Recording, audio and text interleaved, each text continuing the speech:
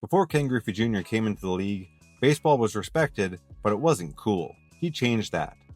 Almost overnight.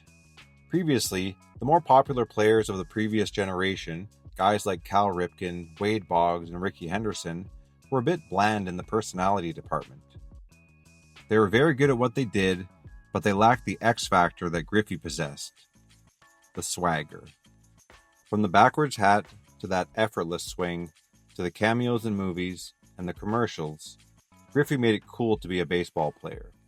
Every kid wanted to swing like Griffey. He even had his own video games.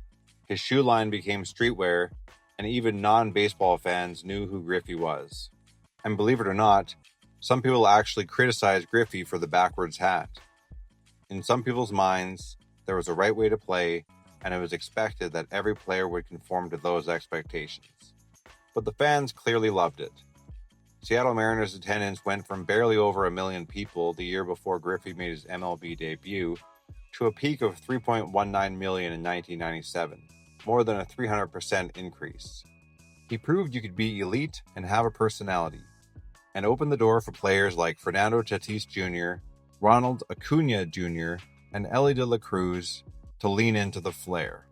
Griffey would even get cheered in road games for some of his impressive feats.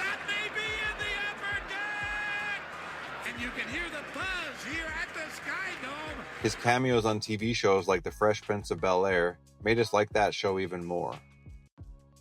And even him robbing this potential home run at the end of Little Big League was more funny than sad.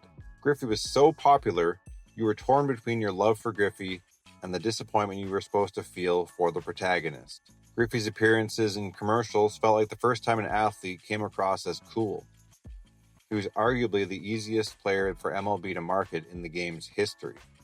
And Griffey's video games were played by baseball players everywhere. And the music on Ken Griffey's winning run had no business going that hard. Griffey was also the first non-basketball player to get his own signature Nike airline.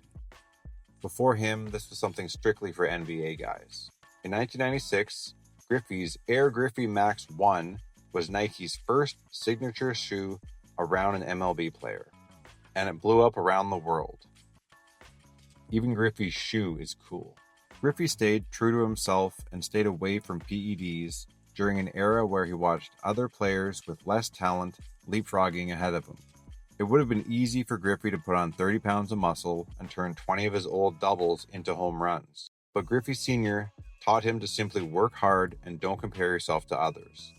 This allowed him to completely avoid any embarrassing PED allegations and get elected to the Hall of Fame in 2016 with 99.3% of the vote.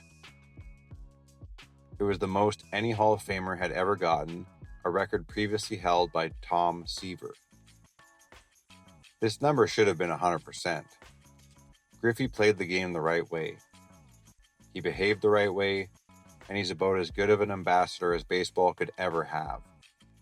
MLB has a lot of great talent currently, but only a few true personalities that cross over into culture. Many players are afraid to show personality because of some of the old school, unwritten rules. Guys like Tatis Jr. or Acuna Jr. get criticized for celebrating. Meanwhile, Griffey made the game popular because he celebrated. It worked for Griffey because he was just being true to himself. I don't think pitching timers are the way to grow baseball or another 60 home run season. I think it needs another player who makes kids fall in love with the game the way Ken Griffey Jr. did. MLB still hasn't had anyone recreate that same Griffey effect, but a few have come close. What do you think? Who do you think the game's new ambassadors are? Let me know in the comments.